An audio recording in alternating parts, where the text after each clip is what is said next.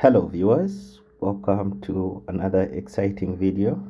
In this video, we will be looking at the November 2019 Science Paper 1, Section A.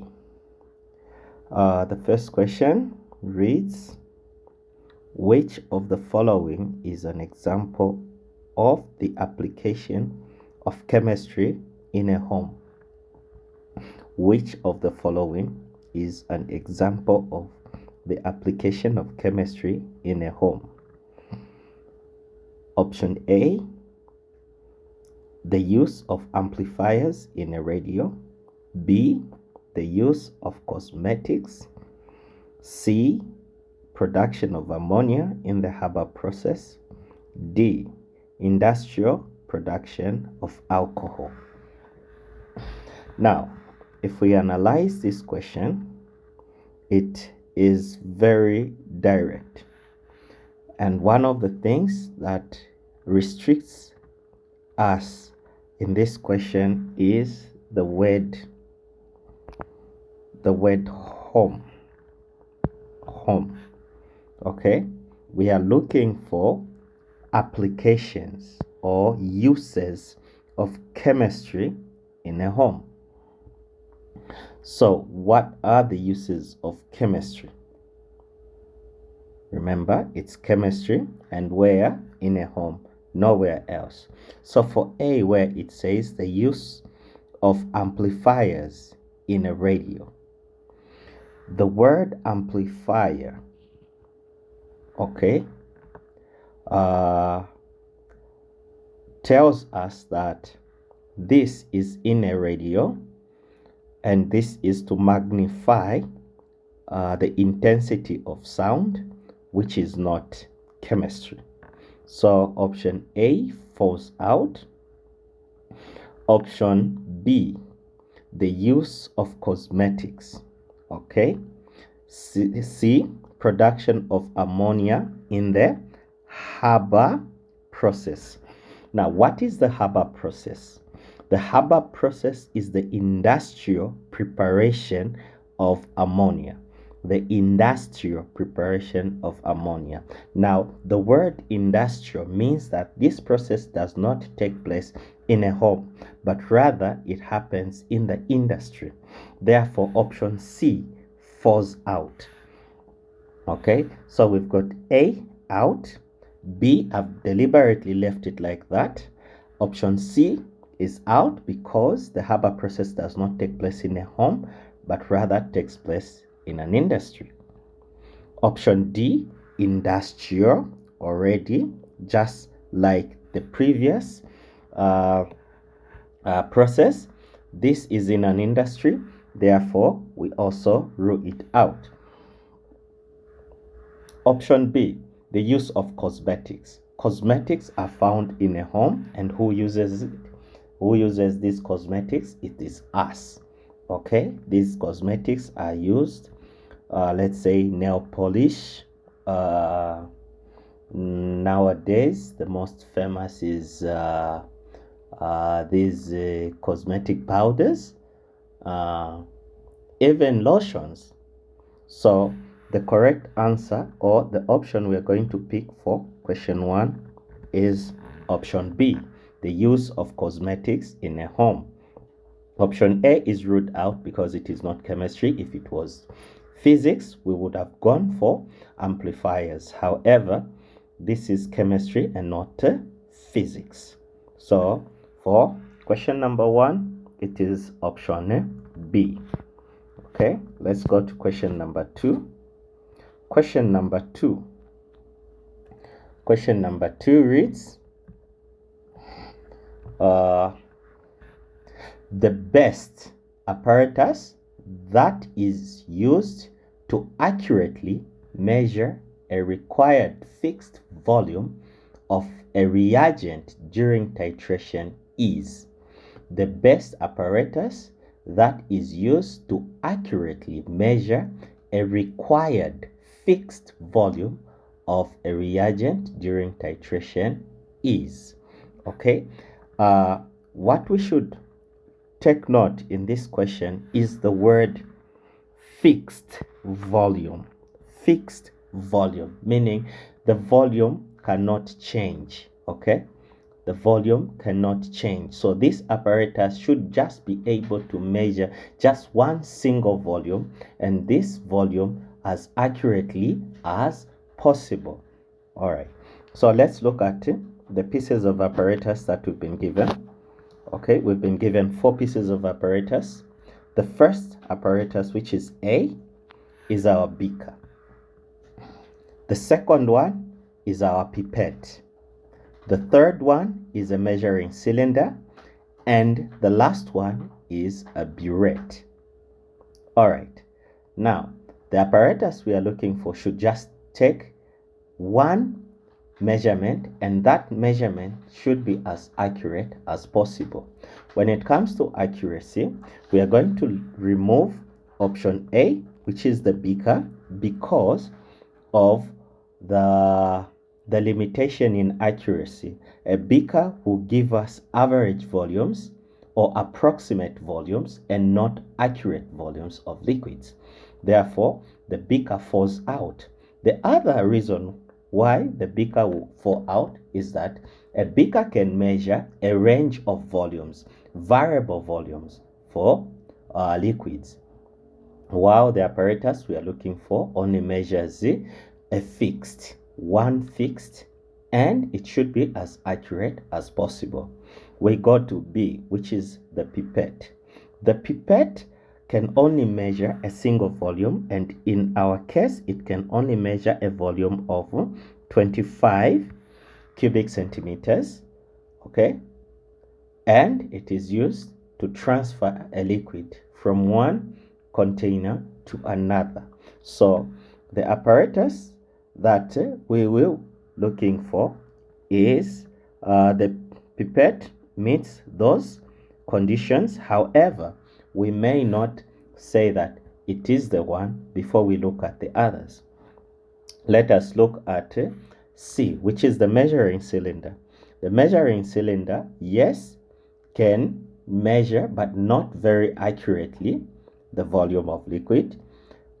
Again, it measures variable volumes. So the volumes may be different.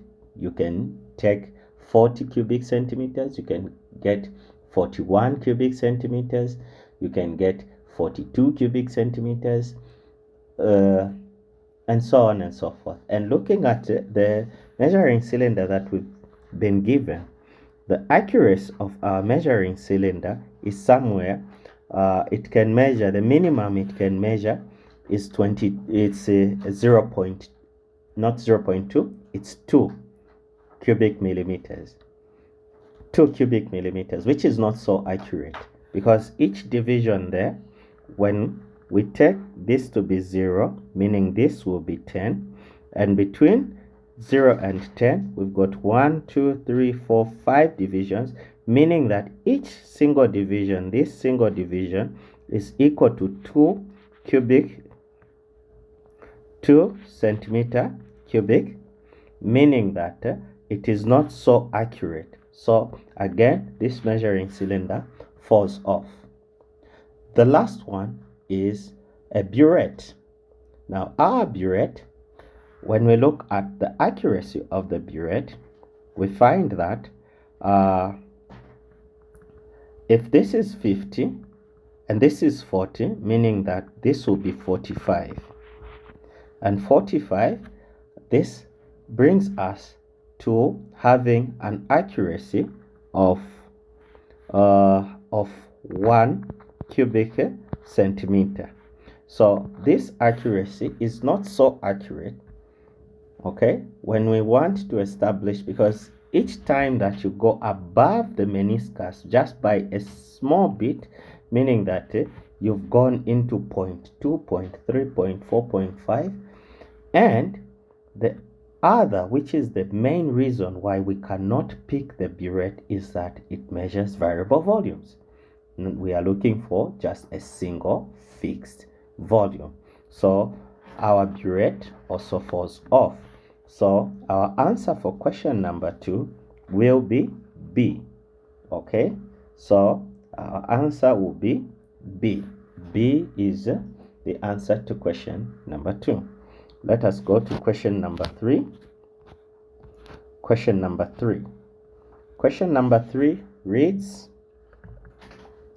the best method to separate a mixture of sand and diesel is.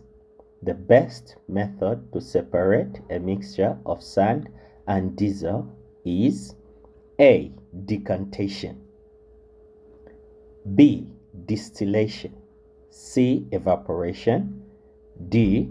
Filtration. All right, first things first, we need to analyze the components of our mixture. So the components of our mixture is diesel,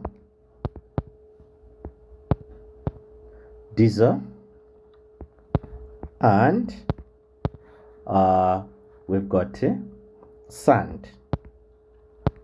First question, does sand dissolve in diesel? Does sand dissolve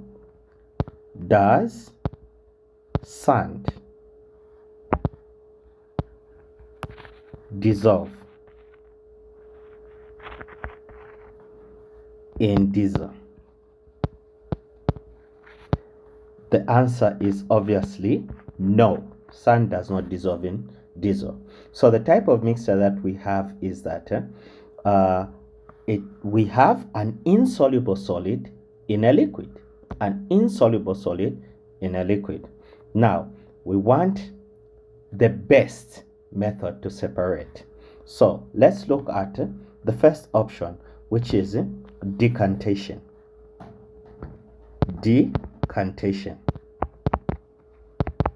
What is decantation? Decantation in simple terms is just mix a liquid and another substance together and wait for gravity to do the work. So in decantation, what we do is we get our liquid in a beaker, that is our liquid, and we place our solid, and that solid will just settle to the bottom. Okay, so if this is our solid and the solid has settled at the bottom, it means it has decanted. Gravity has done the work. So you have your liquid and you have your solid at the bottom. So this is decantation. Okay, however, have we really separated the two? Because we still have them together, only that they are together in different phases. So for now, I'll say, okay, let's wait and see.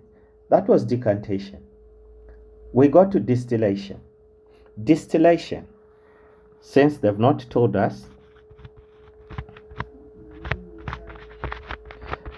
distillation, they've not told us exactly whether it is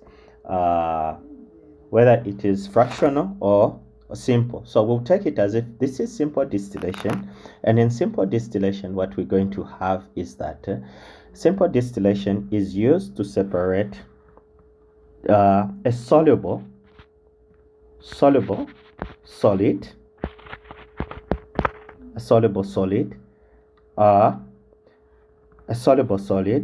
from a liquid. A soluble solid from a liquid. So in distillation, now what are we using? Here, the main thing is that we are more interested in the liquid rather than the solid. So when the liquid evaporates, so here we have a process of evaporation, or the liquid should change state to a gas, okay, or this may be boiling. Okay, so let me just say that the best we can pick will be boiling. So boiling, let me remove the evaporation. So the liquid should change state to gas. Okay, Now when it changes state to gas, and we know that this will be boiling, the liquid should change state to a gas, boiling. Now when this has happened, the solid remains behind. And what we do to this gas is that we are going to condense it. Condense the gas back to what? Back to liquid. And we collect the liquid as the distillate. So in this particular case, we have that. But remember, this method is used to separate soluble solids. Is our sand soluble in diesel? No. Therefore, option B is automatically out. Option B is automatically out. We go to evaporation. Evaporation also, okay? Evaporation, when we look at evaporation,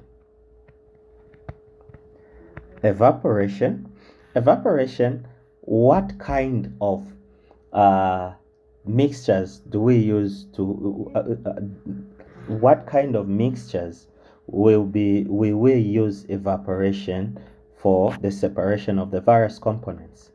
Again, evaporation, we use soluble solids.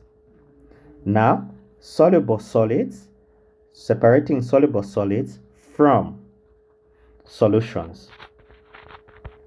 Now, this is different from distillation. This is different from distillation. How is it different? It's different from distillation because here we are interested in the soluble solid and not in the liquid. We are not interested in the liquid, so the liquid can go wherever it wants. It goes into the air while retaining the solid. Now, in this particular case, our solid is not soluble. It's insoluble. Therefore, evaporation also falls off. So, evaporation is out. Lastly, but not the least, we have filtration. Filtration. How does filtration work? So, filtration. How does filtration work? In filtration is used to separate insoluble solids from liquids. Okay? Now, what is the advantages of filtration? Here in filtration, the solid is collected as well as the liquid. Okay? Both of them are collected. So how do we do this? We mostly use a filter funnel. Okay? We use a filter funnel, then we place a filter paper like that.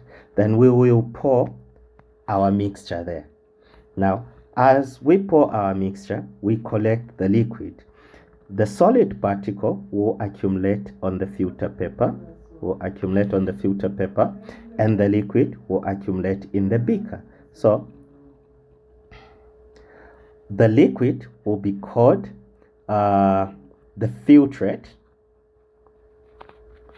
The liquid will be called the filtrate, while the solid that is trapped on the filter paper will be called the residue. So we have these three. So here, the nature of our solid, we know that the nature of our solid is that the solid is insoluble. Okay? And we have a liquid, which is diesel. So what is the best method? So we now choose between the first one, which is decantation, where the two are still almost in the same container, but separated. Okay, we now have a task of pouring out the liquid with chances of the solid still retaining some of the liquid. And the last one, which is filtration, where all the solid is trapped while all the liquid passes through and is collected. So if you were to ask me which method I would go for, is one where I have individual components separated which will be option D. So I will go for option D, D as my final answer and not A, because A, they are not fully separated. All right, let's go to question number 3.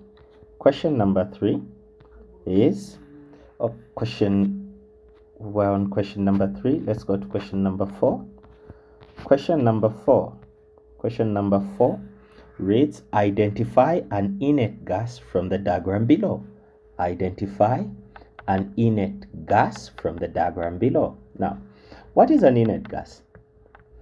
An inert gas is a group 8 element, and these elements do not exist as molecules, okay? They exist as individual atoms.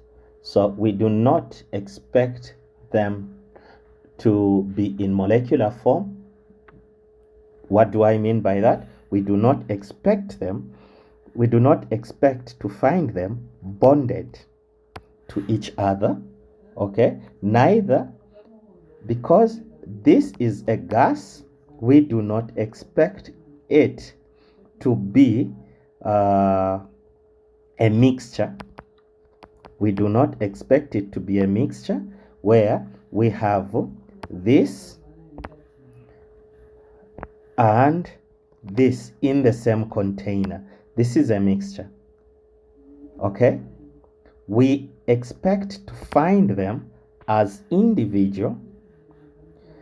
We expect to find them as individual atoms, which is 1, 1, 1, all of them of the same nature. They should be the same type throughout, okay? They should not be bonded to each other. Neither should we find two different atoms, but the same. So we come to A. These are bonded, because why do we say they are bonded? You can see these regions where they are sharing. These look as if these are covalent, where they are sharing. So because two atoms are bonded together, this cannot be inert, because inert we expect individual gases. Here, individual atoms, not gases, sorry. B, we have this type of atom and this type of atom. So this is a mixture. We do not expect to find mixtures. So B falls off. C, we've got all of these separate, right? And they all look the same. And they are 1, 1, all of them. So we will say C is the best representation of an inert gas. D is more like two different atoms have bonded together to form this. And remember, inert gases or inert gases do not form bonds. They do in rare circumstances. However, according to our syllabus, we say they do not react, so they don't form bonds. So D also falls out. So the correct answer for question 4 is C. So let's go to question 5. Question 5 reads, the following equation is incomplete.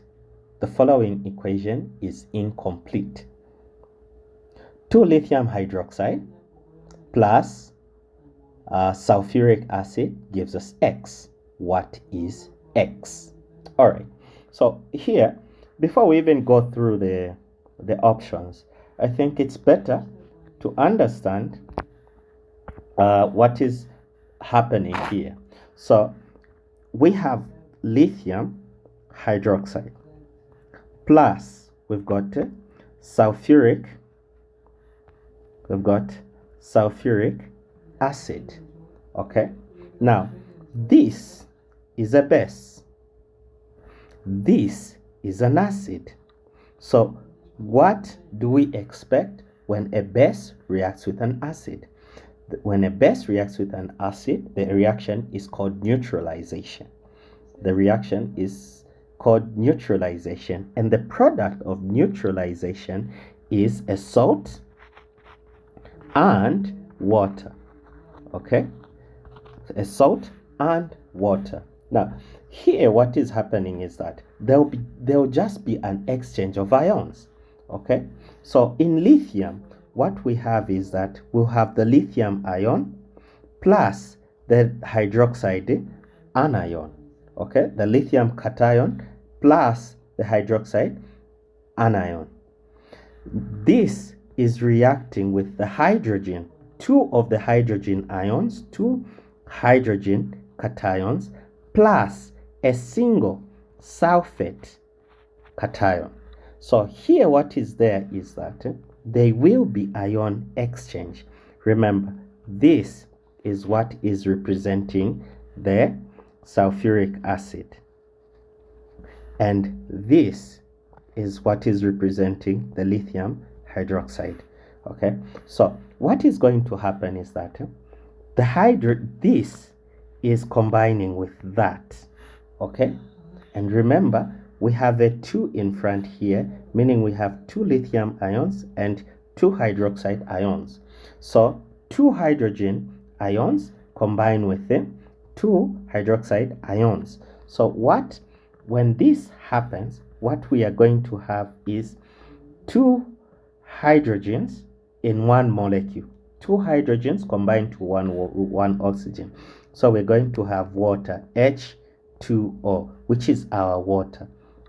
Okay, plus, okay, the lithium, okay, 2 lithium ions are going to combine to one sulfate ion. So what we're going to have is lithium to sulfate. Okay, now what we have here is that because we have 2 we have 2 water molecules being formed. So what we expect to be our product here is going to be lithium sulfate plus 2H2O. That is what we expect to be formed. So let's now check which option gives us that. Okay, lithium sulfate plus 2 waters, which is option A. Option A gives us just that. Option A gives us just that. Okay, option B gives us quite alright, lithium sulfate, but it is giving us only 1 water molecule. The second one, there is a mistake on the formula for lithium sulfate. They are saying 1 lithium ion bonded to a single sulfate ion, which is not true. The valency of lithium is 1, the valency of the sulfate is 2. So we need 2 lithiums to bond to a single sulfate. So this is wrong, and the number of water molecules is not correct. The last one, they make the same mistake with the formula as in C, but they include the 2 there, okay, which automatically, because the formula is wrong, meaning that the answer is wrong. So our answer here is option A. So for question 5, the answer is question A. Okay, let's now move on to question number 6. Question number 6. Question number 6 reads, which of the following molecules has a triple bond? Which of the following molecules has a triple bond? Okay, what is a triple bond? First, we need to understand what a single bond is. Okay, we need to understand what a single bond is. A single bond, so single bond means, what this means is that only 2 electrons are shared. Are shared. 2 electrons being shared. So that is what it means. Or I can say, if we have an atom there and an atom there, then we have 1, 2. This is a single bond, okay? And if this is hydrogen and this is hydrogen, we can say it's hydrogen, a single line, hydrogen. This is a single bond, meaning only 2 electrons are being what? They're being shared.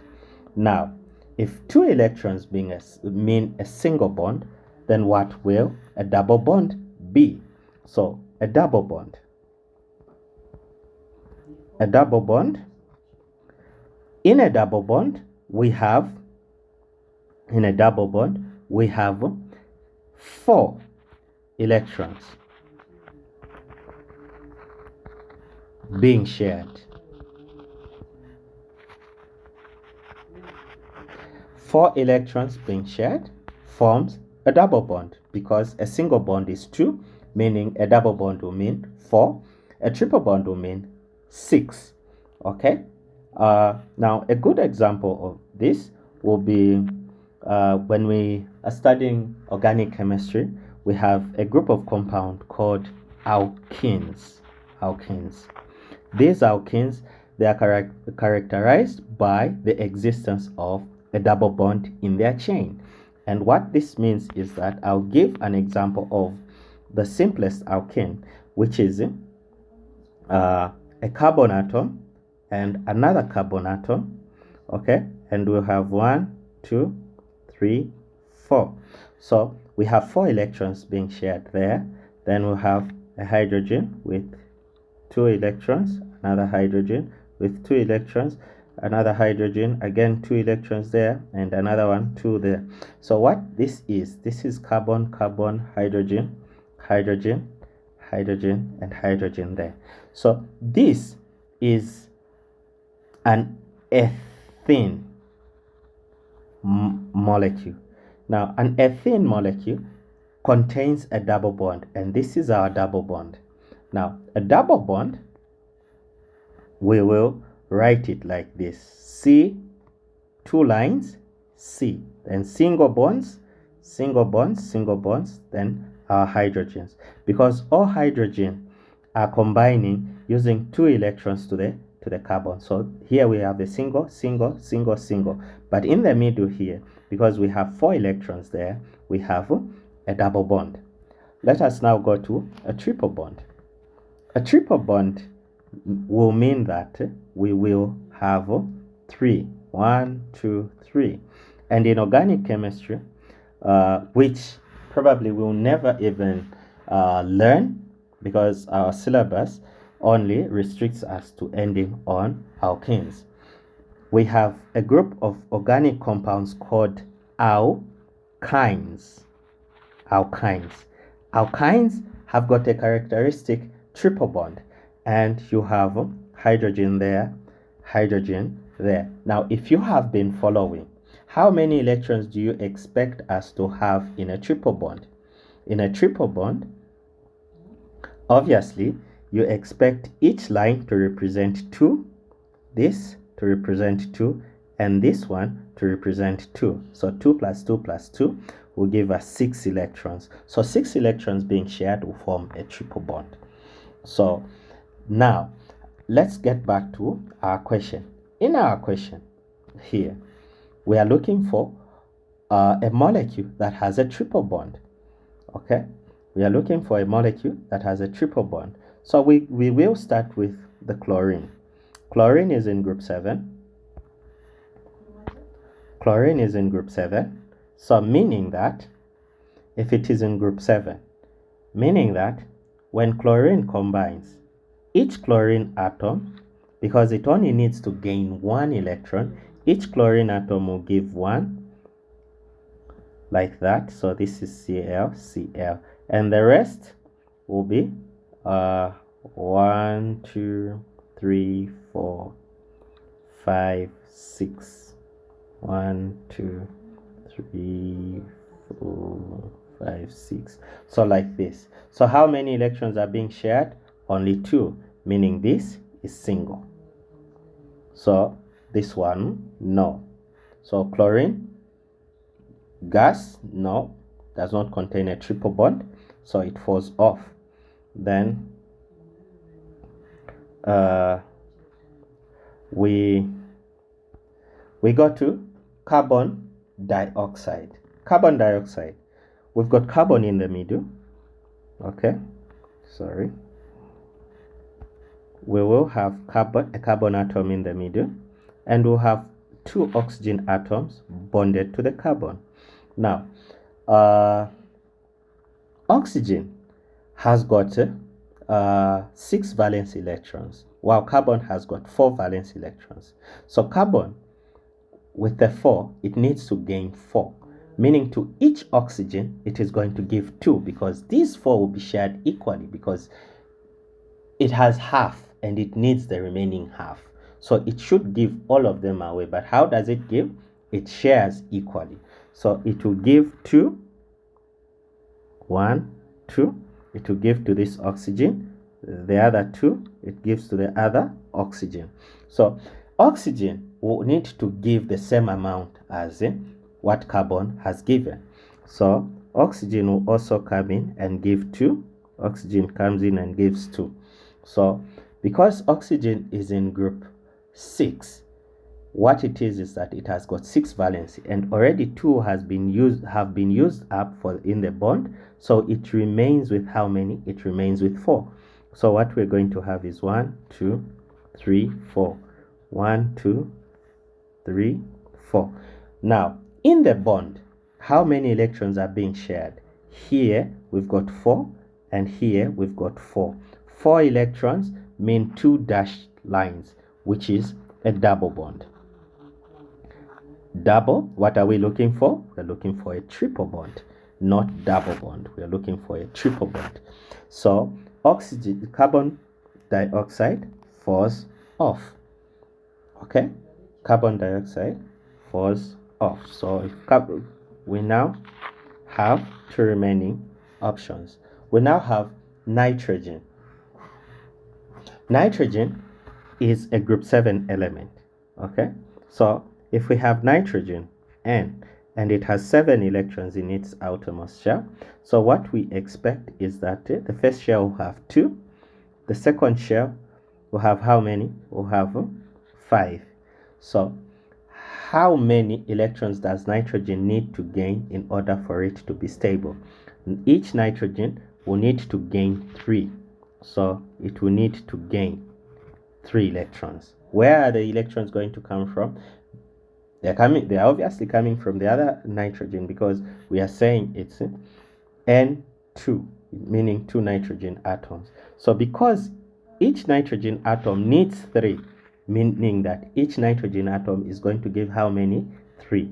So there are 2 nitrogens, 1, 2.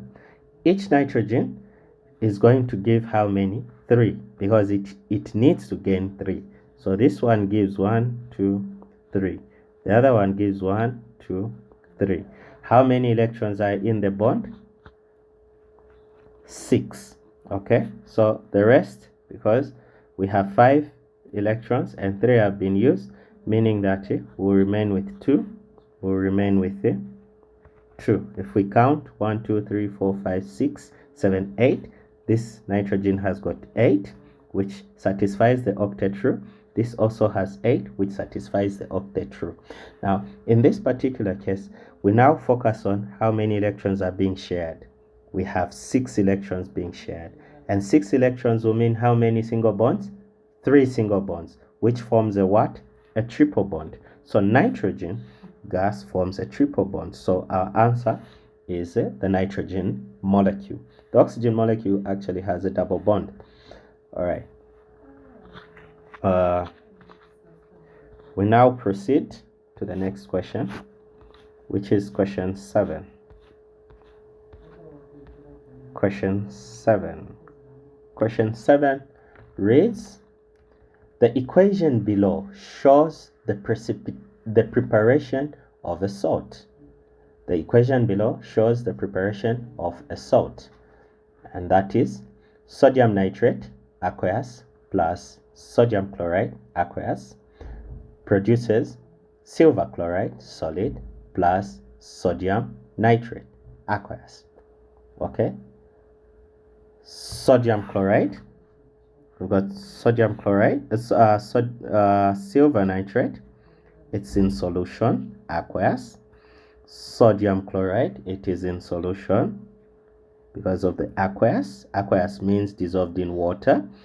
Then what do these soluble salts produce? They produce an insoluble salt, which is a solid, plus one soluble salt. Okay, so what do we know about preparation of salts? The only method in the preparation of salts where we have two soluble salts that produce an insoluble salt and a soluble salt is called precipitation. Okay, precipitation. Now, I don't know what the question requires of us, so let's proceed. Which of the following gives the correct description of the equation? Okay.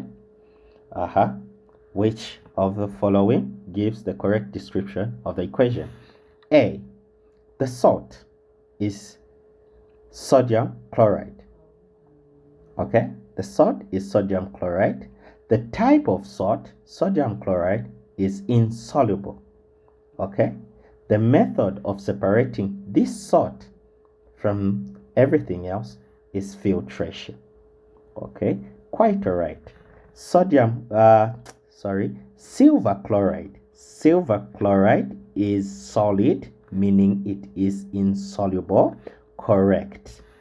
Okay, and because everything else is in solution, meaning that we have an insoluble solid in a solution, and quite all right, filtration can be used.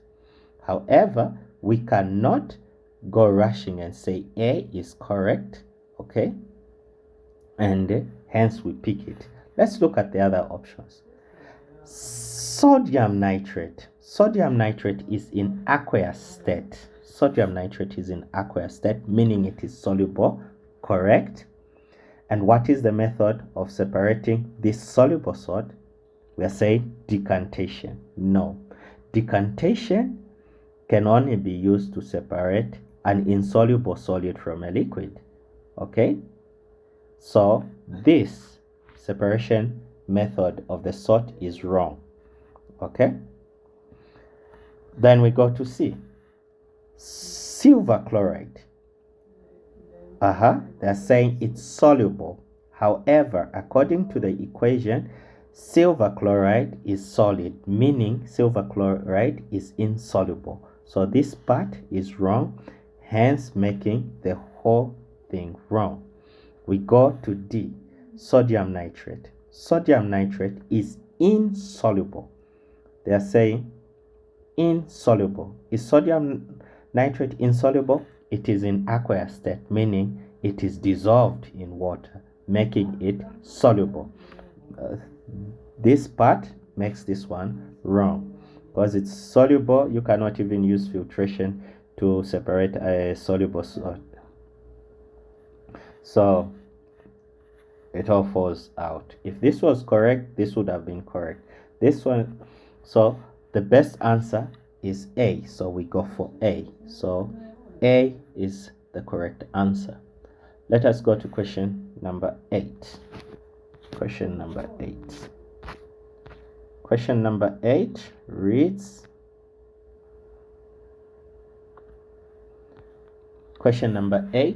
reads, what mass of copper 2 oxide would react completely with 500 cubic centimeters of a 0.5 molar dilute sulfuric acid? What mass of copper 2 oxide would react completely with 500 cubic centimeters of a 0.5 molar dilute sulfuric acid? All right, so to answer this question is has a little bit more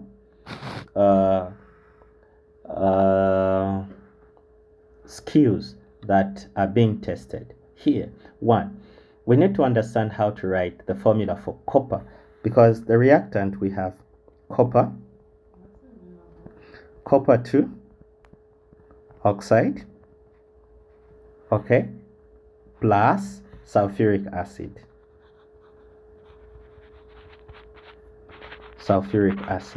So here first we need to write, because for us to perform any stoichiometric calculation, we need first to generate a balanced chemical equation. And for us to generate a balanced chemical equation, we first need to know how to write the correct chemical formulas. Now, we start with the copper oxide. Okay, we start with the copper oxide. Now, because copper is a transition metal, the valence is usually given in Roman numerals. So these 2 here is the valency of what?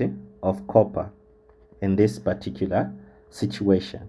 So the 2 tells us the valency of copper. So we've got copper, Cu, and we've got oxygen there. We know that the valency of oxygen is 2. The valency of copper is also what? 2. Now, the best way I like is to do things is that I always say, you always ask yourself, is there a number that can go into these 2 valencies? If yes, then you need to divide. If no, then you take them as they are.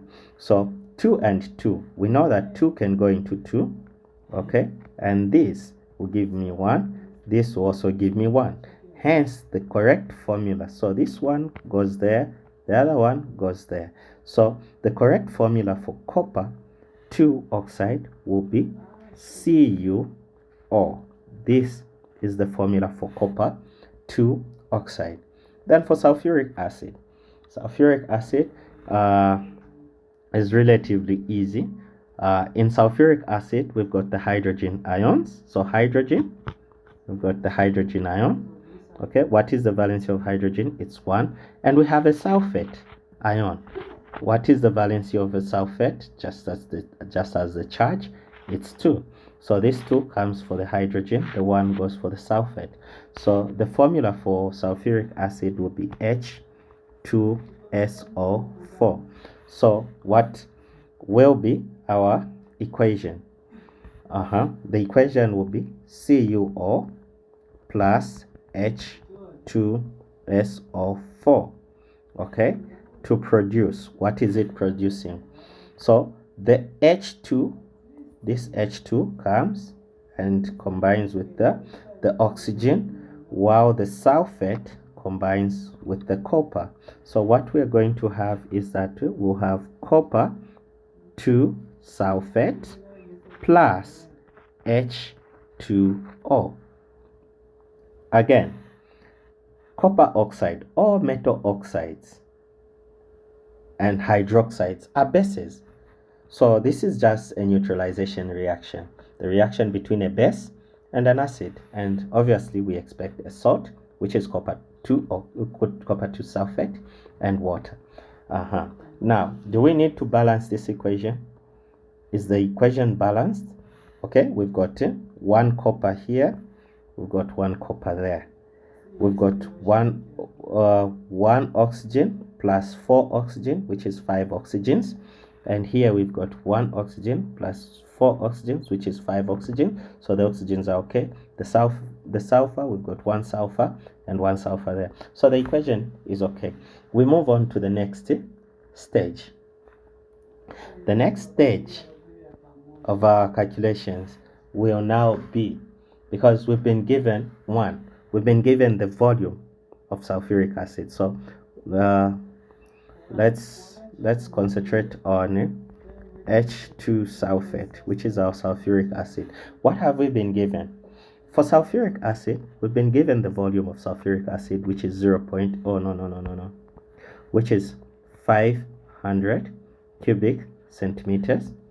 We've also been given the concentration of sulfuric acid, which is 0.5 molar. Now, what is 0.5 molar? This M, the capital M here, just means mole per decimeter cubic. That is what the molar means. Okay, so we can even say that concentration is equal to 0.5 moles per cubic decimeters. So this is our concentration. Now our volume is in cubic centimeters and not in cubic decimeters. So we need to convert from cubic centimeters to cubic decimeters. How do we do this? We use the conversion factor of 1 cubic decimeter is equal to 1000 cubic centimeters. So here, because we want our new volume to be in cubic decimeters, so we are going to put x there, is equal to our volume, which is 500 cubic centimeters. Then we cross multiply. So what we're going to have here, we're going to have x times 1000 cubic centimeters is equal to 1 cubic decimeter multiplied by 500 cubic centimeters. Then we divide through by 1000 cubic centimeters over 1000 cubic centimeters. This cancels with that. The centimeter cancels with the centimeter. Then this 0 with that 0, this 0 with that 0. So what we remain with is x is equal to 1 multiplied by 5, be 5 cubic decimeters, divide by 10. So we'll have 5 over 10 cubic decimeters. Now this is just 0.5. So or x is equal to 0.5 cubic decimeters. So this is our volume in cubic decimeters. Now I don't know if I'll have enough space, but let us continue. So what we now have the volume converted in cubic decimeters. Okay, the volume has been converted in cubic decimeters. What we now need to do is establish the number of moles of sulfuric acid that are in 0.5 cubic decimeters of a solution that has got a concentration of 0.5 molar. So or moles. So we know from the formula that concentration is equal to number of moles over volume. Okay, this is equal to, so what we're going to have is concentration. We have 0.5 moles per cubic decimeters is equal to number of moles. We are looking for the number of moles divided by 0.5 cubic decimeters. So as always, over 1, then we cross multiply. So 1 multiplied by n, then these will multiply. So allow me to bring everything here, okay, just to preserve space, because we still have a lot of calculations to do. So what we're going to have is n is equal to 0.5 moles per cubic decimeters multiplied by 0.5 moles, not moles, cubic decimeters. So this cancels with that, and what we remain with is moles. Okay, so n is equal to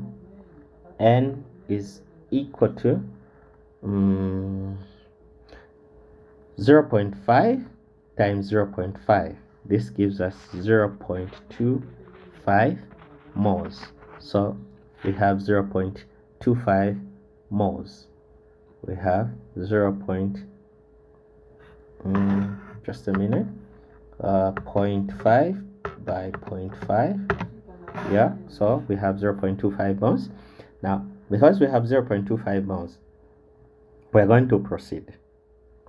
according to the equation. So we go back to the equation, okay, the balanced equation. This was our balanced equation. So let's see. Let me just clean it up a bit. So this is our balanced equation, and from the balanced equation we can see that we have 1 mole of copper 2 oxide reacting with 1 mole of sulfuric acid. Now the only thing we are interested in is the copper 2 oxide and the sulfuric acid. So 1 mole 1 mole. So what we're going to do is we're going to bring this relationship down here where we have copper oxide and 2, allow me to use 2, sulfuric acid. Okay, it's 1 to 1. So here, because I've calculated the number of moles of sulfuric acid, okay, what I'm going to do is from the balanced chemical equation, I know that 1 mole of sulfuric acid reacts with a certain mass of copper oxide. So it's 1 mole reacts with 1 mole, okay? But because here for sulfuric I have a number of moles, but the question asks me to calculate the mass and not the number of moles of what? Of copper 2 oxide. So here, instead of using moles, I'm going to use mass. So I'll find the mass of 1 mole of copper oxide. So I'll say CuO, then that. Okay, that is what I'm going to do. So I know oxygen is, we have 1 atom of oxygen multiplied by 16, which is the mass of oxygen, which is 16. Then I will now have 1 atom of copper multiplied by 64, which gives me 64. When I add this, they give me 80. So the molar mass of copper oxide will be 80 grams per mole. So here, instead of putting moles, 1 mole, the mass of 1 mole is 80 grams per mole. So the mass of 1 mole is 80 grams. So I'll say 80 grams of copper reacts with 1 mole of sulfuric acid. Now here I'm going to say, under here I'll say 0.25 moles. Okay, here I'll put X because I want the mass that will react with it, 0.25 moles. So this gives me that, this gives me that. So I just cross multiply. So cross multiplying will mean that I'll say X times 1, X times 1 mole is equal to 80 grams multiplied by 0.25 moles divided by 1 mole over 1 mole. So this goes, that goes, this and this. So I'll have 80 grams multiplied by 0.25. So this gives me 20 grams. 20 grams. So the correct answer is 20 grams. Now let's check on our possible answers if we have 20 grams. Okay, so A is 49 grams, B 40 grams, C 24.5 grams, D 20. So our correct answer is D. So D is our correct answer. So we go for option D. All right, let's now proceed to question 9. Question 9 reads, the table below shows one transition element. The table below shows some transition elements and their uses. Which one is the correct use in the contact and Haber process? The table below shows some transition elements and their uses. Which one is the correct use in the contact and Haber process? We met the Haber process before, and we said the Haber process is the industrial preparation of ammonia, while the contact process is the industrial preparation of sulfuric acid. Now, in these two processes, quite all right, yeah, transition elements play a very important role in catalysis of most of these industrial processes that go on.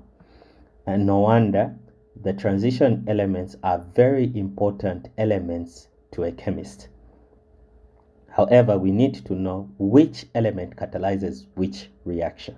So I will start by, I will not go in detail in explaining which is which, but I'll tell you that one, iron is used in the catalysis of hydrogen and nitrogen in the production of ammonia, meaning the Haber process uses iron as a catalyst for the production of ammonia, while vanadium is used in the contact process. So the correct answer there will be option B.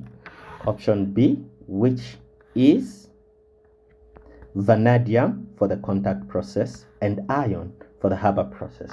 Now, I will be running videos very soon where we now look at topics. We learn these topics because I've seen that just answering past papers does not equip us with the knowledge required to actually answer questions that need detailed explanations in this. So we will start very soon to have lesson videos rather than these videos where we just answer question papers. All right, so B for option number 9. All right. Maybe before we go to 10, some environmental concerns, I think, with these methods, for as much as these methods are used in catalysis and so on and so forth to produce the various chemicals that we use in everyday life and so on and so forth, we also have a limitation of the environmental implications of these methods, such as pollution. It is a well-known fact that I think by now I don't know if almost everyone in the country knows that Kabwe is one of the most polluted towns in Zambia. And the reason for that is actually the mining activities that were taking place in that particular town. And the element that is of concern in Kabwe is this guy, lead. This guy is the reason why others will even tell you on a world scale that Kabwe is one of the most polluted in the world. It is because of lead, and the implications of lead are very numerous, ranging from neurological disorders, intelligence, and so on and so forth. The other element is mercury. Mercury is also another very dangerous element, though we use it a lot in the lab in the thermometers. However, when it is in liquid form, it is almost non-lethal, non-toxic. However, mercury vapor becomes a very big challenge because it is the vapor actually manages to go to the brain directly compared to these others, and it has got devastating effects. And let's not talk about those, but it is worth noting down that we have these issues surrounding us with the various elements and methods that we use in everyday life. Let's go to question number 10. Question number 10. Question number 10 reads, which of the arrangements below is suitable for collecting a soluble gas that is denser than air? Soluble gas that is denser than air. Now,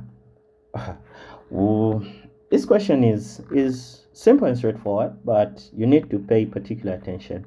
The things that actually enable us to answer this question is these words: soluble and denser than what? Than air, meaning that air floats on this gas.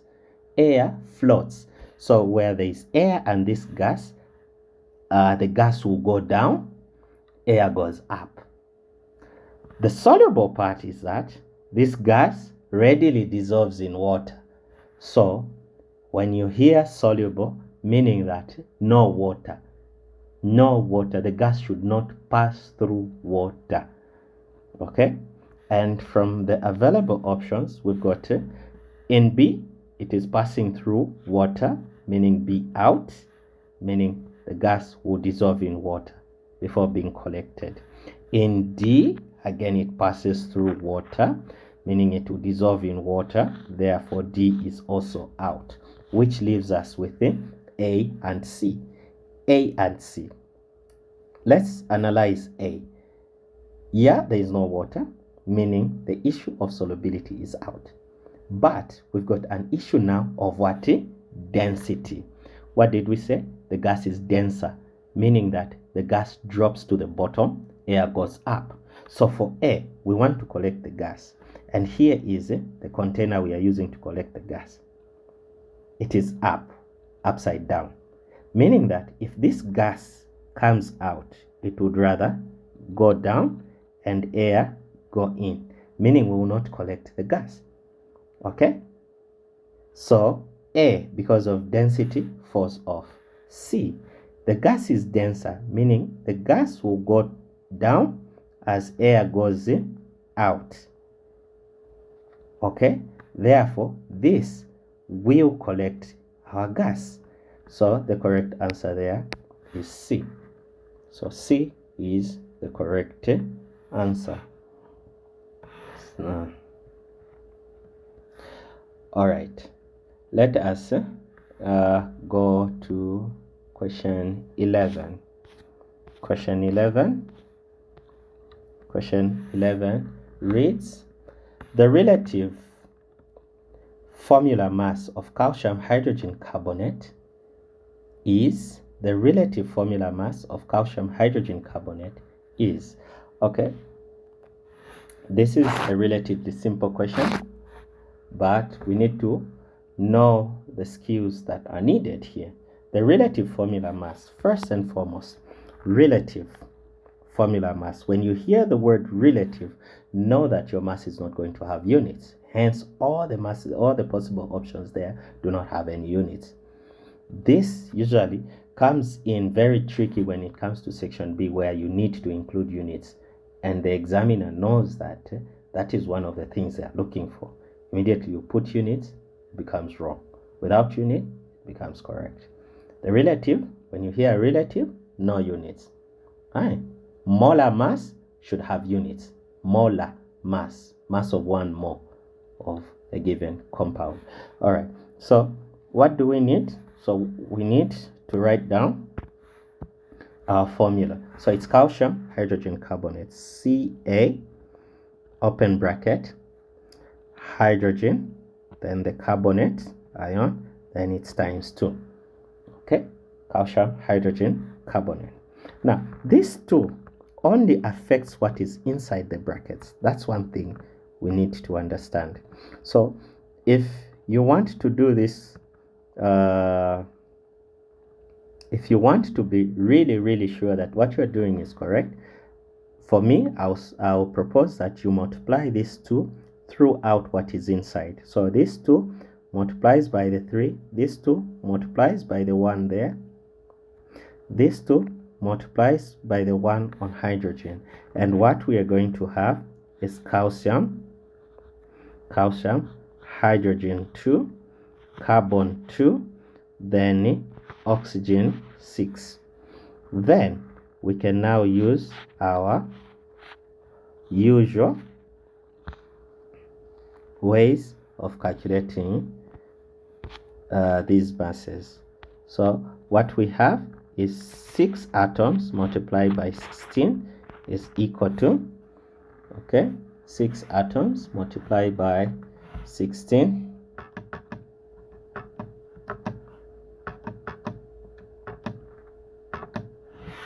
this will give us 96. Okay, then we have 2 atoms multiplied by 12, which is equal to 24. Then we have 2 atoms multiplied by 1, which is equal to 2. Then we have 1 atom multiplied by 40, which is equal to 40. Then we add. Okay, then we add. So we are adding 96 plus 24 plus 2 plus 40, which is equal to 162. 162 without any units. 162, which is option number D. So our correct answer will be D. So D will be our correct answer. That is the relative formula mass for calcium hydroxide. All right. Let us proceed to 12. Let us proceed to 12. 12 reads. 12 reads. Which of the following statements explains why magnesium, calcium, and barium are placed in group 2 of the periodic table?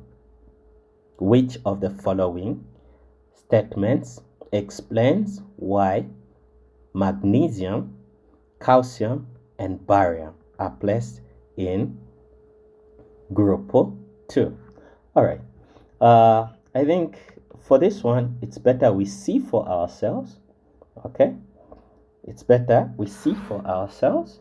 The elements here are calcium. The elements here are calcium. Okay, then the other one, oh, no.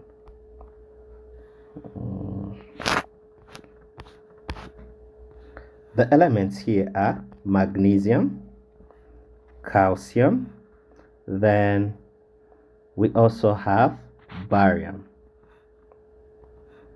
We have barium.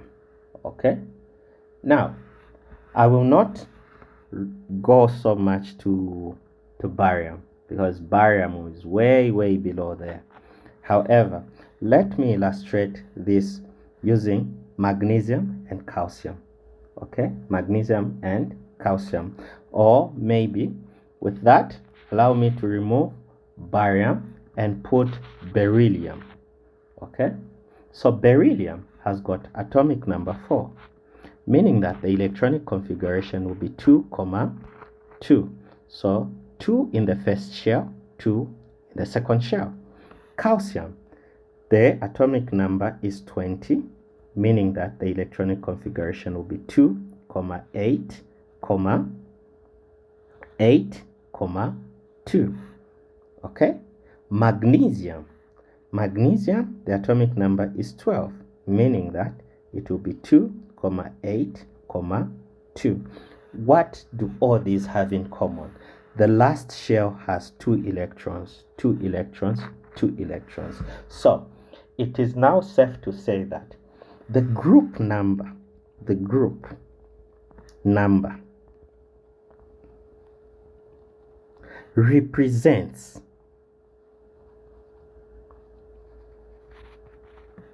the number of electrons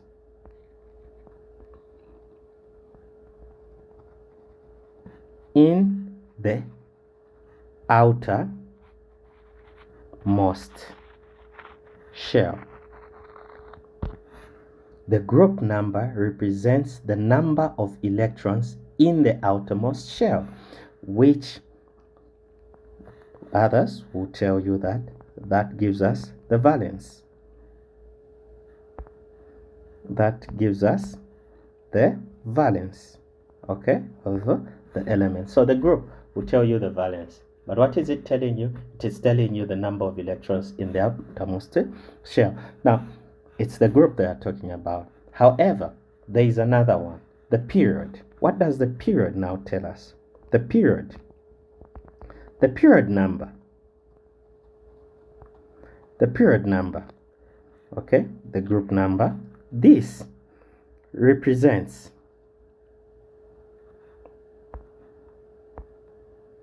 the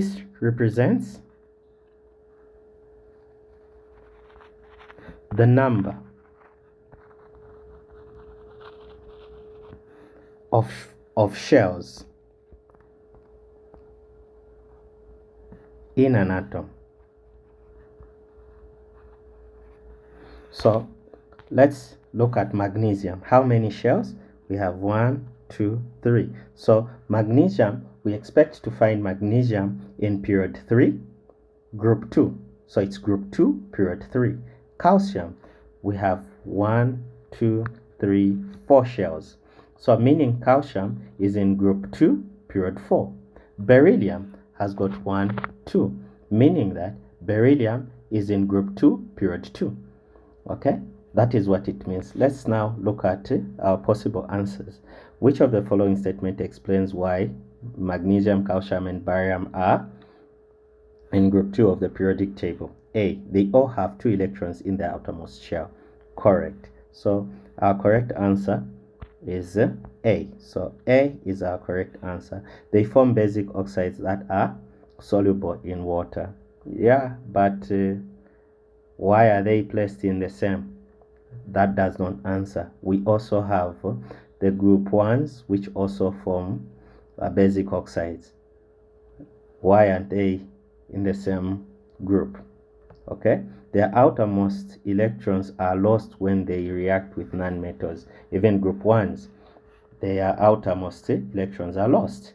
They form positively charged ions. Even group 1s, even most transition metal elements form group 1. So the best and correct answer is A. They have 2 electrons in their outermost shell.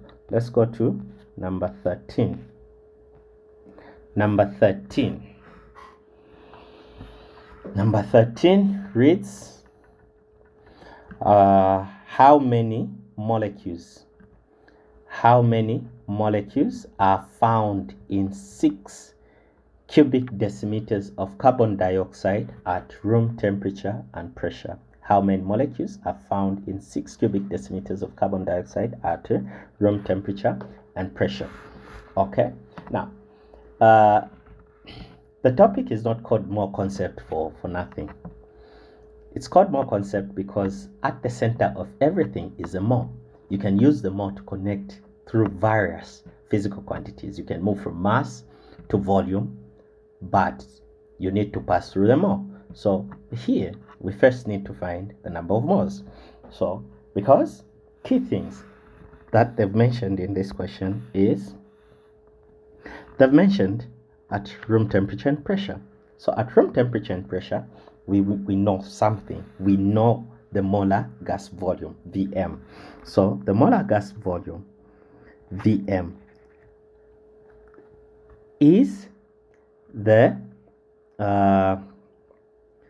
volume occupied by 1 mole of a gas. So the molar gas volume is the volume. Oh, let's do this. Okay, so molar gas volume. So molar gas volume, V subscript M. What is it? This is the volume occupied by 1 mole of a gas. The volume occupied by 1 mole of a gas at a given temperature and pressure. All right, so here we've been told that at RTP, room temperature and pressure. So at RTP, 1 mole of a gas occupies a volume of 24 cubic decimeters. Okay, 1 mole of a gas at RTP occupies a volume of 24 cubic decimeters. What volume have we been given? We've been given 6 cubic decimeters, 6 cubic decimeters. So we can now find the number of moles. We can find the number of moles. So X is equal to 6.0 cubic decimeters. Then we just cross multiply just like that. So what we're going to have here, what we're going to have is X is equal to X times 24 cubic decimeters is equal to 1 mole multiplied by 6.0 cubic decimeters, then divided by 24 cubic decimeters over 24 cubic decimeters. So this falls off. Then we have the cubic decimeters falling off. Okay, 6 into 6 is 1, 6 into 24 is 4. Okay, so what we're going to have is 1 over 4 moles. Now what is 1 over 4 moles? That is 0.25 moles. So we have X is equal to 0.25 moles. So meaning that we have 0.25 moles of carbon dioxide. That is just the first part of the question. We got to the second part where we now find the number of molecules. How do we find the number of molecules? We first go to the first and basic definition of a mole. What is a mole? A mole is a quantity that contains 6.02 times 10 to the power 23 atoms or molecules or any other elementary particles. So that number 6.02 times 10 to the power 23 is called Avogadro's constant, and it is given N subscript A. This is Avogadro's constant, which is 6.02 times 10 to the power 23 elementary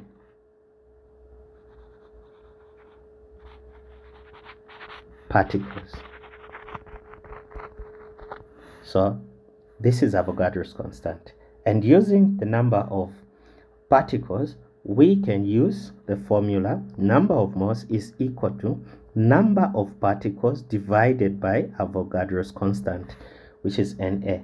So here we have the number of moles, we have Avogadro's constant, we are looking for number of molecules. So what we're going to have is, okay, allow me to bring it here, we have 0.25 moles. Okay, all right, 0.25 moles is equal to the number of molecules divided by 6.02 times 10 to the power 23 molecules per mole. So we're going to say divide by 1 and we cross multiply. So what we are going to have is N is equal to 0.25 moles multiplied by 6.02 times 10 to the power 23 molecules per mole.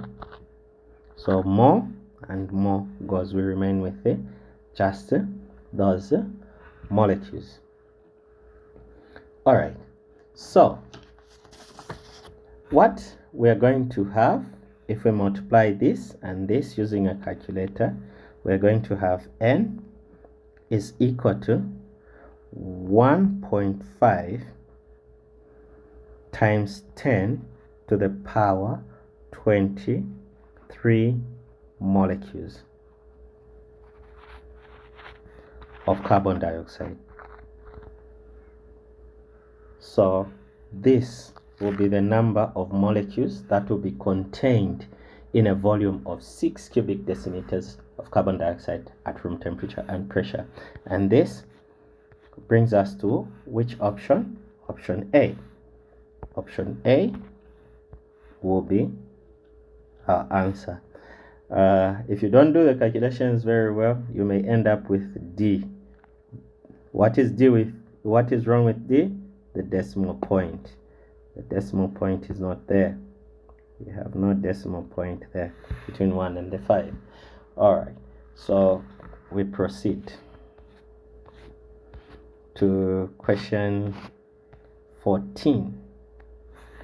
Question 14 reads, which of the following is an alloy? Which of the following is an alloy? First question, what is an alloy?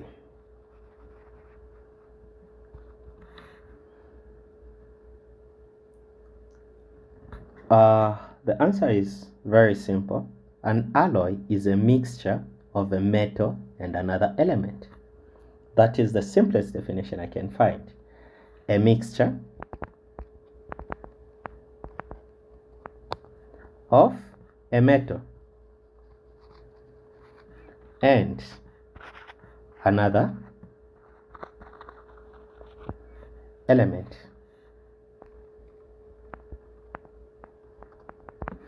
Others will want to be very strict on the nature of the other element. However, it doesn't really matter, because the other element can be another metal or it can be a non-metal. It can be a non-metal in the sense that we've got alloys like steel. Steel is an alloy. Okay? And steel, we've got different types of steels. And in most cases, like the common steel will just be a combination of iron and carbon. Now, if you look at carbon is a non-metal. Okay? Non-metal. Another form of steel will be stainless steel. Now, in stainless steel,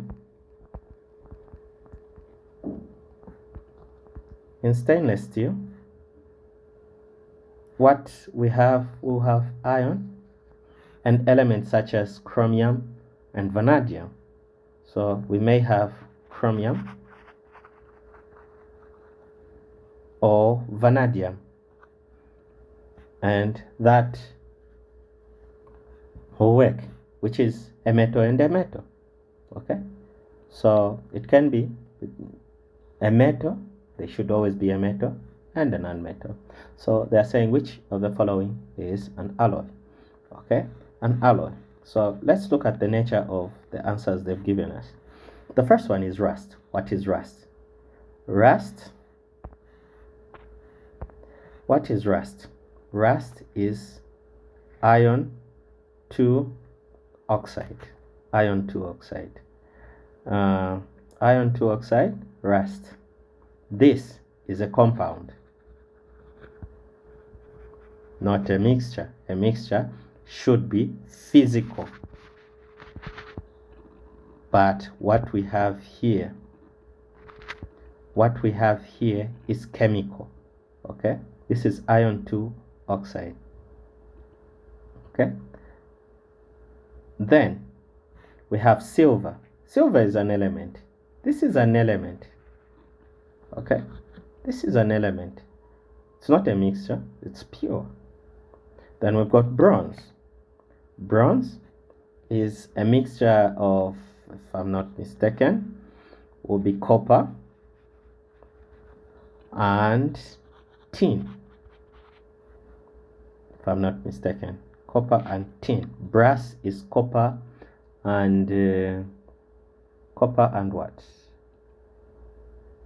Yeah, brass, I think I've just forgotten, but it is also a copper-based alloy. So then tungsten is an element, so this is an element. So the only alloy here is bronze, copper and tin.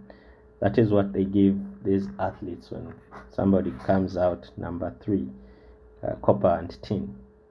They just mix them up. The copper does not react with the tin. They just exist. They coexist. Okay, giving us that. So that is that. So the correct answer is C, bronze. Let's go to question number 15. Question number 15 reads, halogens are useful elements but also cause harm to the environment. Which of the following is a true danger of halogens? Which of the following is a true danger of halogens? A. They cause HIV and AIDS in human beings.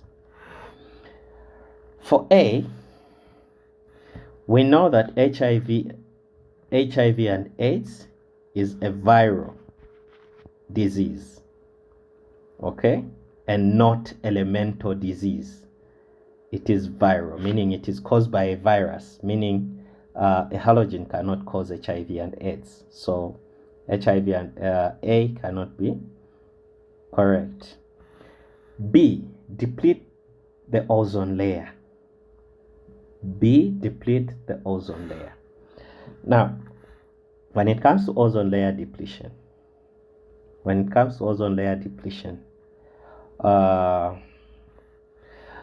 allow me to pause and look at these first.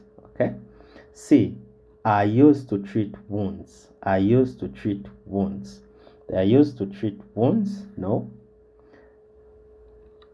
Or now, why have I said no? Is treating wounds harmful to the environment? No.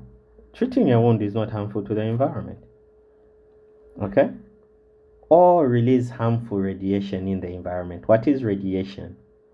Okay? Halogens do not release harmful radiations. Okay? There may be halogens which are radioactive, but there are very few. They may be isotopes of these halogens, but there are very few and not all of them. Hence, this cannot be an answer that qualifies for every halogen. So no. Let's now go back to B and look at what they mean by ozone layer depletion. When it comes to ozone layer depletion, halogens have played a very destructive role in the depletion of ozone. Okay, and how have they done that? It is good to know that actually most of the environmental problems to the ozone and everything, pollution, so on and so forth, the major cause were created by just one man. And today is not a good day to go into that. But when it goes to ozone layer depletion, we have compounds called CFCs. CFCs. What are CFCs?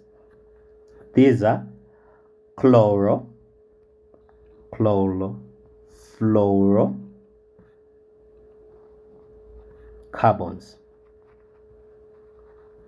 Chlorofluorocarbons. Now, these compounds were used at some time in history as a refrigerant.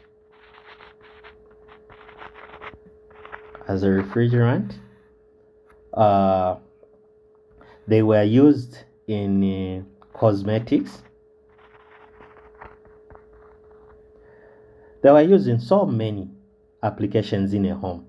Okay, in the gas that is in fridges, they used to put CFCs, and each time the fridge runs, these CFCs will escape and go into the environment. Now, what do?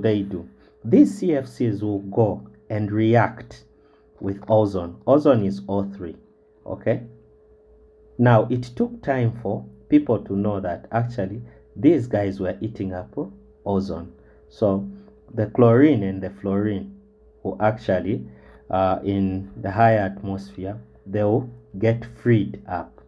Okay, and it is the chlorine which was the major culprit for reacting with ozone to turn it into oxygen, okay, plus oxygen radicals. Now, oxygen in the higher atmosphere is not needed. What is needed is ozone.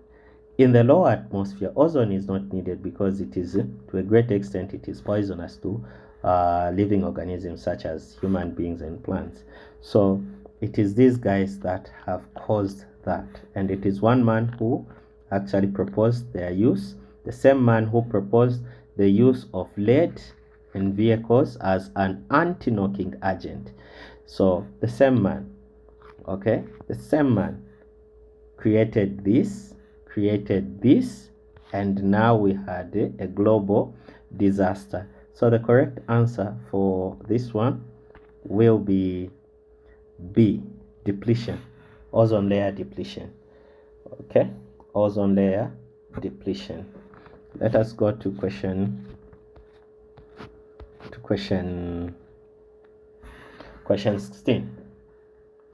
Question 16 reads, the best way of preventing spanners, pliers, and screwdrivers from rusting is.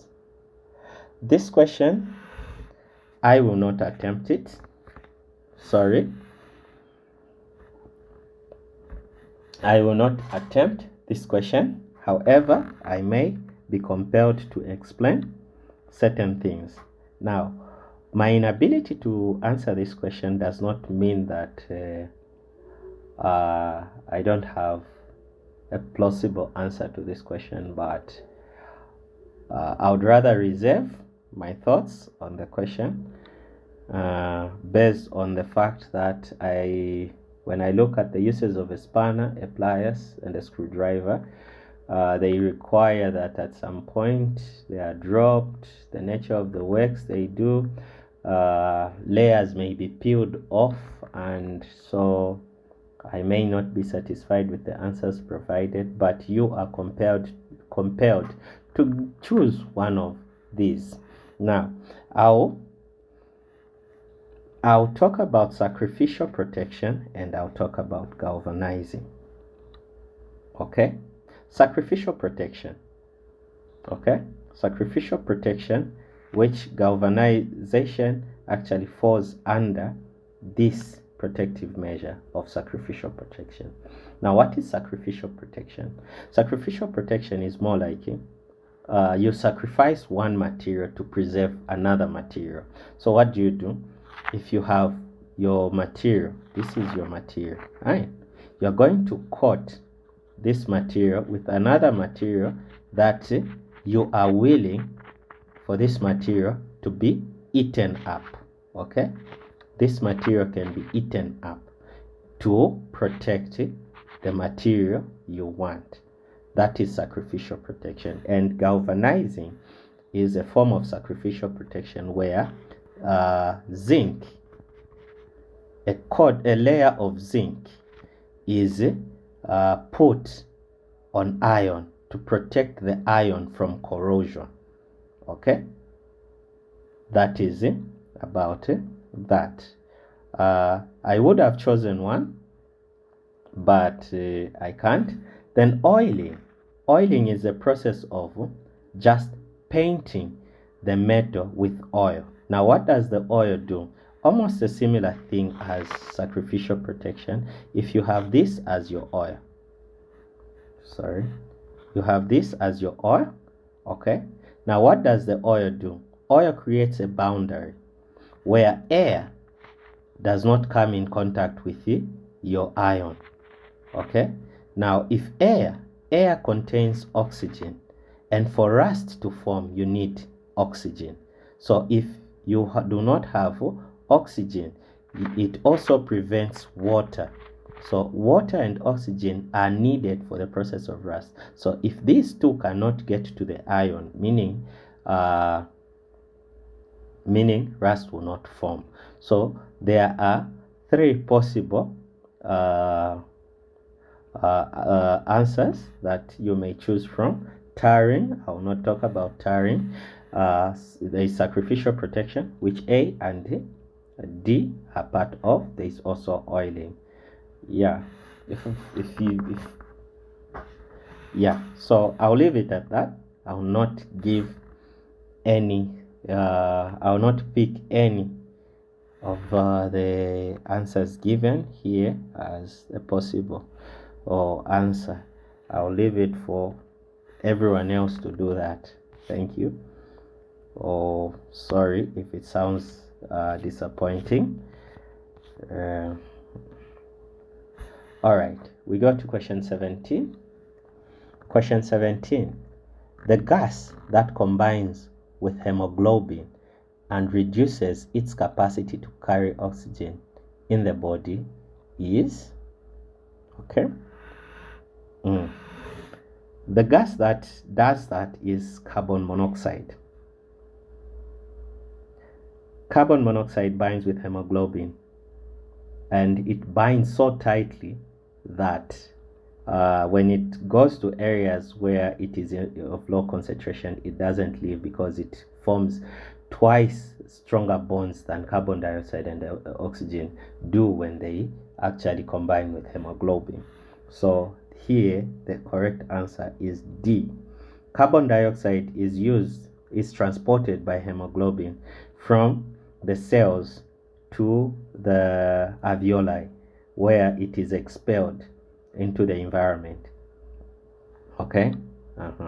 So that is that. So we go to question 18.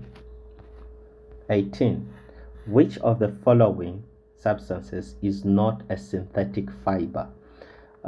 This is from organic chemistry, and in organic chemistry we look at polymers and polymerization. We've got natural polymers and synthetic polymers.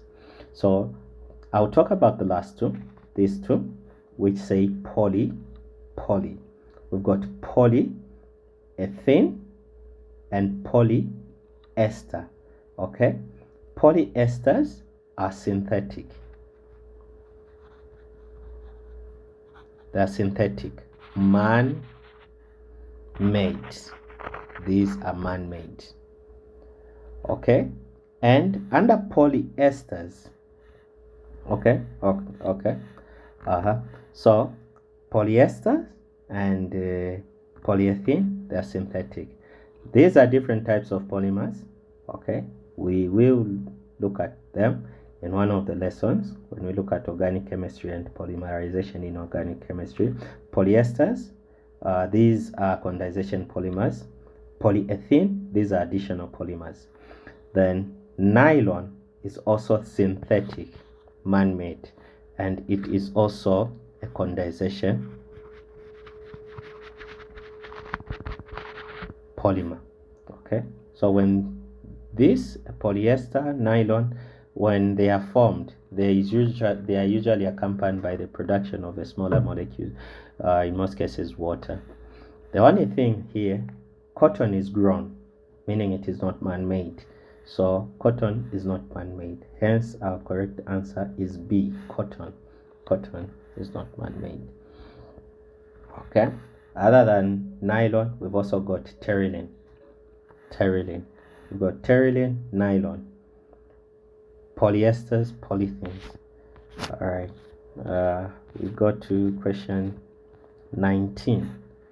19 reads, the compound represented below is, A, ethene, B, ethine, C, ethane, D, ethanol. Let's look at this. Let's start with ethene. Eth. So all of them have got this eth. Okay, what does eth means? Eth means 2 carbon atoms in the longest chain.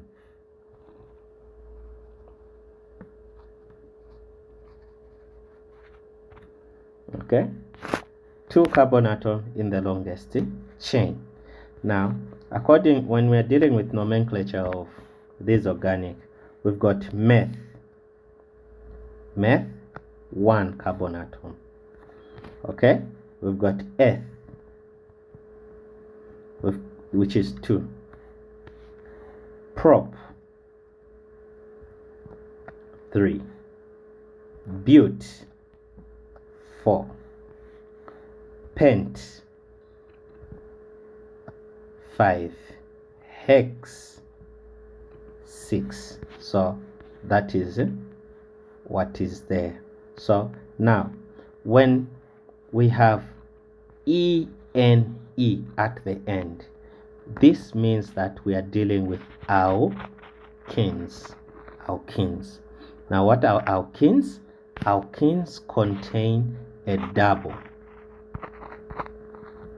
carbon to carbon bond. Now earlier we looked at what a double, a single, a triple bond is. So in a double bond we have 4 shared electrons. 4 in a double, we have 4 shared electrons. Okay, when we have YN YNE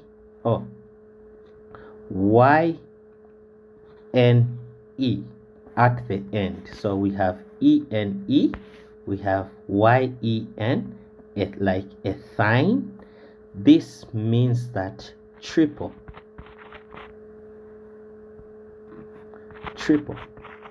carbon to carbon bond.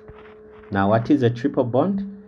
A triple bond contains 6 shared electrons. 6 shared electrons. That's a triple bond.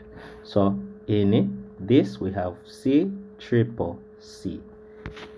In this one we have C double C. Then we've got ANE. We've got ANE. This means single carbon to carbon bond. And in single we only have 2 shared electrons. Okay, and this is just C dash C. All of them are C dash, but if you see C double bond, so let us now analyze. So we have 2 carbon atoms. We have 2 carbon atoms, which is this carbon and this carbon. Now between these two, how many shared electrons do we have? We have 1, 2, 3, 4. Now if we look here, we said that 4 shared is what? Is alkene. So now it is an alkene, meaning it should end, the name should end with ENE, and we have 2 carbon atoms, meaning it's eth, meaning ethene. So let's now look for ethene. Ethene is the first one, so the correct answer is A. A is the correct answer, ethene. The molecule shown here is ethene. Okay, ethene. Okay, so which is more of what has been shown is C double bond C. We've got single there, hydrogen, and hydrogen. This is what they've shown us there, only that they've explicitly shown us the bond electrons. All right, let's proceed. 20. What is the name of the compound below? What is the name of the compound below? Oh, what is the name? Okay, first and foremost, we need to identify which homologous series of compound does this belong to. Okay, what is the family of compounds that this belongs to? So first things first, I notice this part, just this part. where I've got a carbon, and to this carbon I've got an oxygen double bonded to this carbon and an oxygen single bonded to the carbon, and this oxygen is bonded to a carbon. The carbon is bonded to a carbon. This means that this is an ester. This is an ester. Okay, it is an ester, and it's the name. So it's the nomenclature of esters, the name of the esters. How do we name esters first? So we need to split this into two.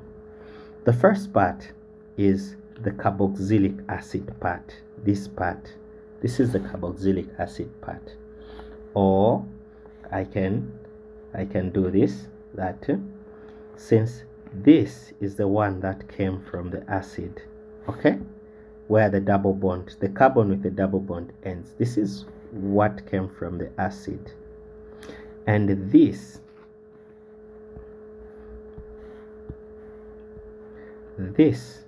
part came from the alcohol. This came from the alcohol. Now what we are going to do is, there is just a simple rule, okay? When naming, it's the name of its alcohol, then carboxylic acid.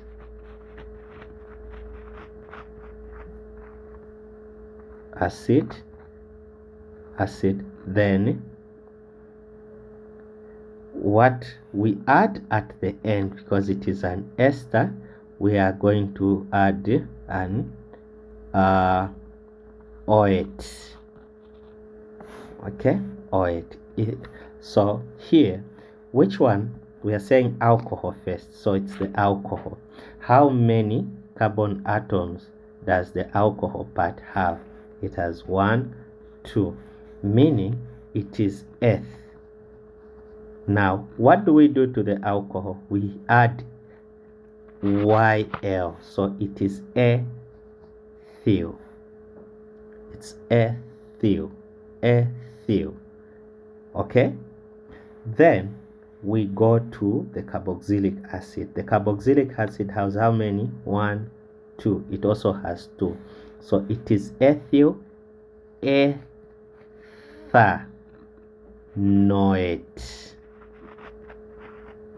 It is ethyl ethanoate. This is the name of the ester, ethyl ethanoate. So, but when drawing the diagram, you start with the carboxylic acid first, then the alcohol last.